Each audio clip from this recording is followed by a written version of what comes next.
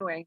And so I'm going to share my screen right now, and I'm just going to try to make a point or two that, may not be anything new to you guys. I don't know.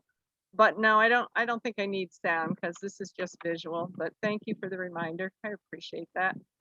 So, you know, when people look at me and go, I don't need another networking group, I'm like, okay, I'm not doing a really good job of communicating myself. And I'm really apologetic for that at this point in time, because I know that what we're putting together here is extremely powerful. And I just need a few good people like those who've shown up today who are willing to come together and understand the power of what we are capable of doing. And what I've started to call We Care Partnerships is something that's more like a problem solving mastermind. And I love that. So, we have 6 people sitting here today, and everybody understands they're, an 8, a 10, a 12. I guess that gives us an average of 10. Thank you, dear. So, but if you think about our value as each of us being a 10, and then you think about the whole concept of the mastermind principle, and it's right here on Napoleon Hill's site. He said it's the pooling of intellectual, intuitive, and creative mental power. And when 2 or more of us come together with that intention of doing something that's going to make a difference, then all of a sudden this energy is magnified. It is magnified, and it becomes the secret ingredient that allows us to be able to solve more problems. And that's really the key of We Care Partnerships Network, is bringing together these problem solving teams. Now, some people have gotten upset with me and say, well, why do you have all these health and wellness people together? We're competing with each other. And I'm like, are we really? I mean, I just heard some very different descriptions about what people in this group right now have for knowledge and capabilities.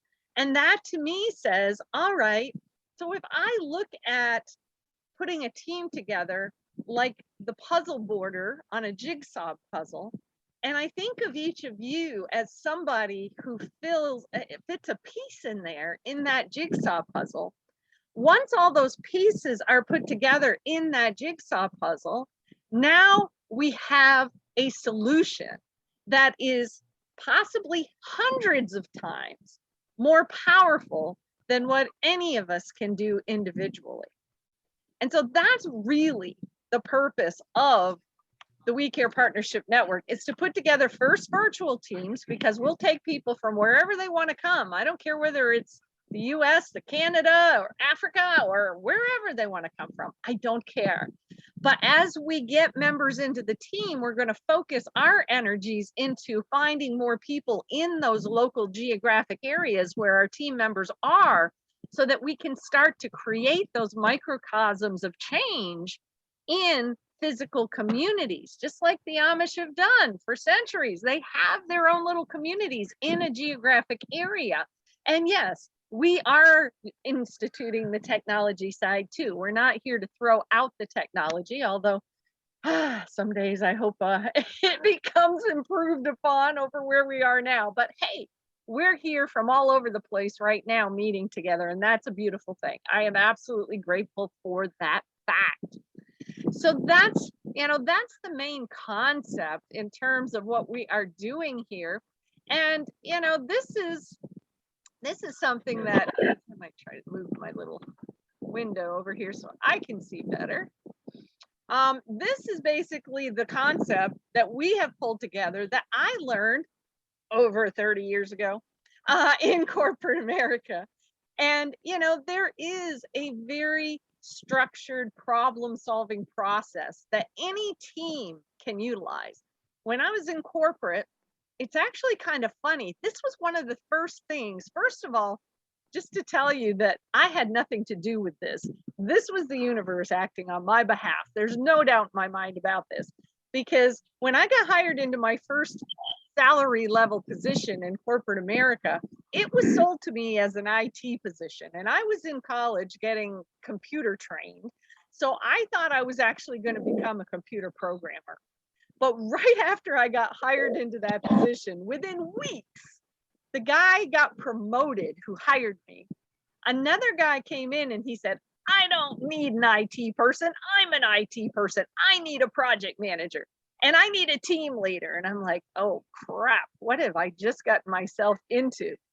And the very first thing that he did was he sent me to this training for this structured problem solving process.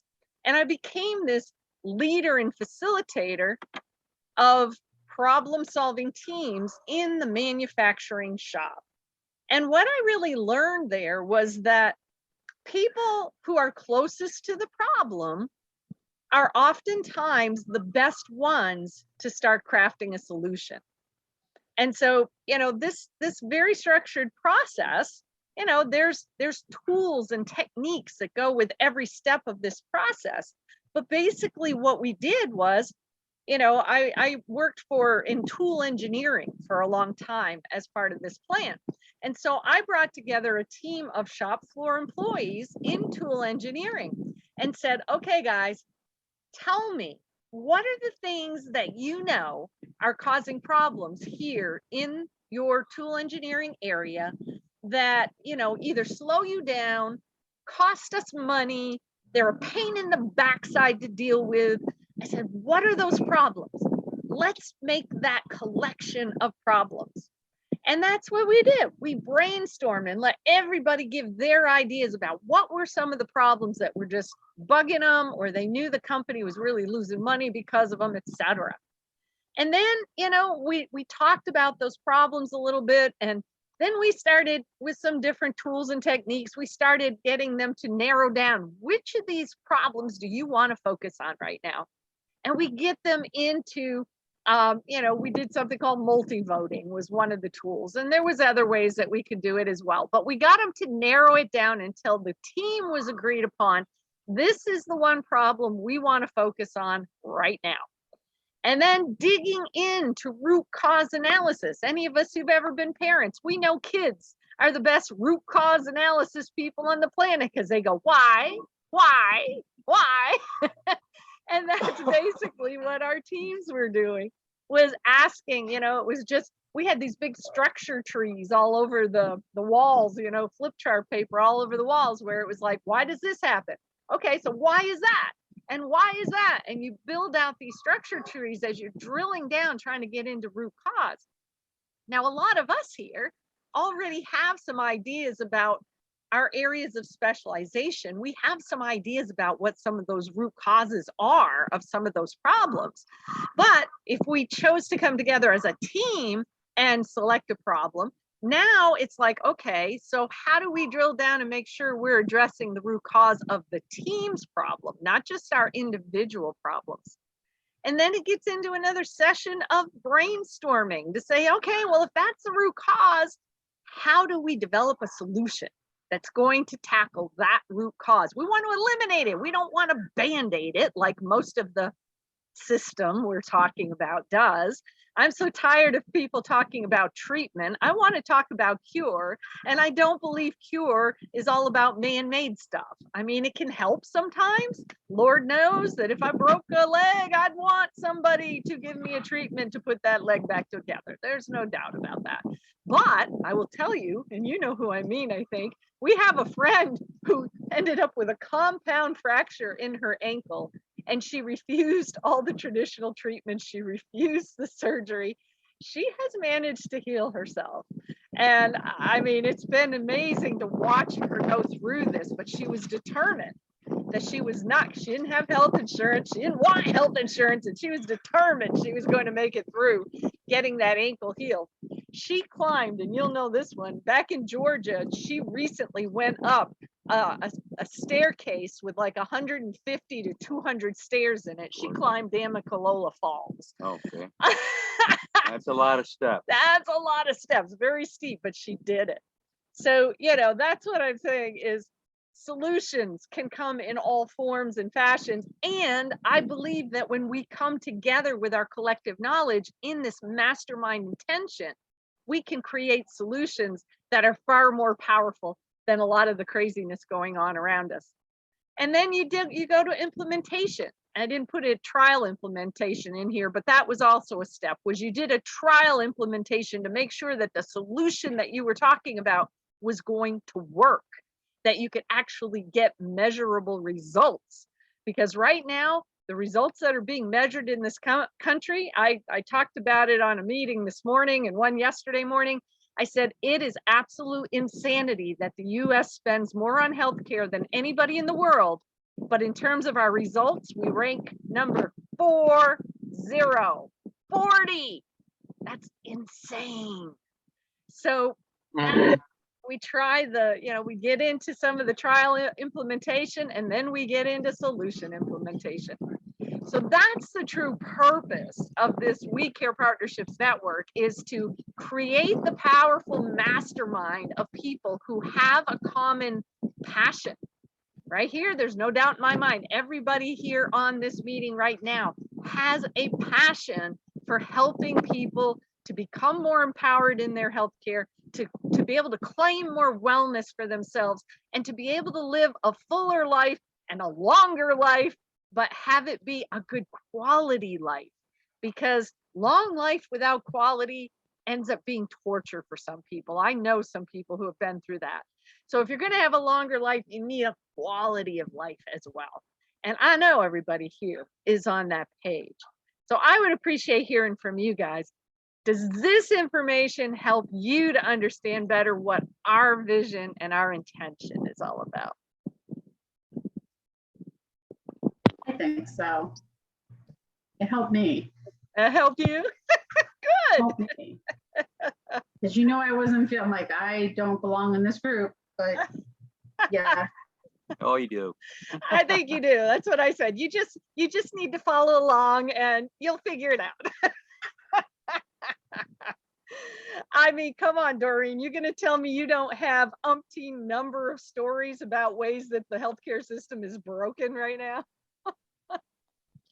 Yeah, no, I have a lot. You do. Hey, Doreen, just so you know, you play a good part in this, because you're going through the nitty gritty, as we call it, with building a parallel society. You go through the nitty gritty on all the things that need corrected. I don't know what all those are because I avoid them. I don't want to go into them. Me too. But so you know what they are. So how can we fix something if we don't know what the problem is? So in order to eliminate it, we need people to report that. So you're an integral part of fixing healthcare as we know it. Because if you can't tell people, here's your problem and here's how we can fix it, you're not going to have their attention. So as a marketer, I need to identify the problem so I can tell them, here's your fix. You can go around the mountain and go this way with it, and that makes the value go from year 7 and 8 to 12. There There's you go. another Thank you. 12. He's right. He's Totally definitely right. Totally correct. So thank you, and thank you for helping me point that out. What were you gonna say? I've been on that side a lot more than I'd like to be, but I have taught a lot of people how to circumvent the system. Yeah. Because I was that patient that they warn you about. Like, so if it's gonna happen, and Cheyenne, it's gonna happen to me, and it did. And they didn't believe me, and they wouldn't work with me, and they did. They figured it out. You were one of those non-compliant patients. Is that what they called you?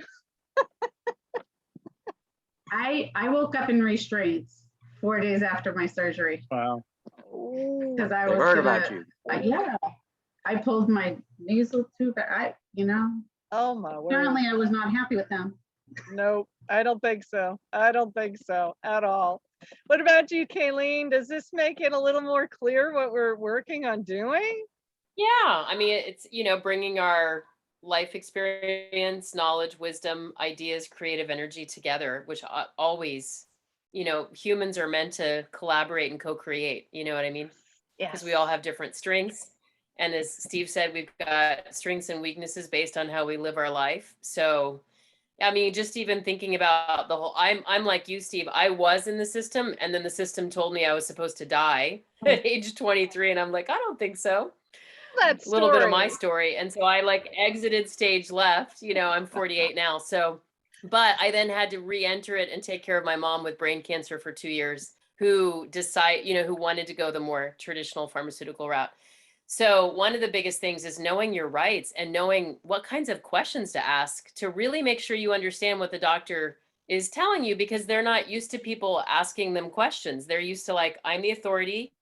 This is what I was trained to do. This is the system I'm plugging into. This is what I'm doing. For the most part, there are individuals that are stepping out of that, for sure. But when you're kind of looking at the system in a generality, that's one of the biggest things, is teaching people, don't accept that person in the white coat as the know all be all. You might know more than they do. And in my mom's case, at one point, we researched the treatment and saved her life. If we hadn't, she would have been a victim of medical malpractice. Oh. And we went on the internet, figured it out, found where to get the particular resource she needed at that time, because she was having a drug reaction to one of their treatments, and literally said, go to this website, look at this. Do you agree? And the doctor was like, oh yeah, hadn't known about it. And this was up in the Washington, D.C. area where I lived at the time. And we said, we were able to save her life. So Wow. you got to be your own doctor. That's what I teach people, is like how to become your own doctor, essentially. It's absolutely true. Oh, Wow, wow. it's a wonderful thing. That's You have to take powerful. control of it. Yeah. Absolutely. Miss Joey, was some of this more clear for you as well? Yes, it's getting better with each time that we have the phone calls. And I'm sitting here thinking that all the classes that I took was designed to help me to take care of myself. And I think that by listening to these classes, that now I can take it on the road. But like I said, that with that bad experience that I had in the hospital with the woman that said that she didn't have to know how to take care of herself, then now I go to people, if they ask me a question, I'll tell them what my background is and how to help them and everything. And then my friend told me, tell them the information and then walk away. Because once you've given the information, then it's up to them what they're going to do with it. That's exactly it. That is exactly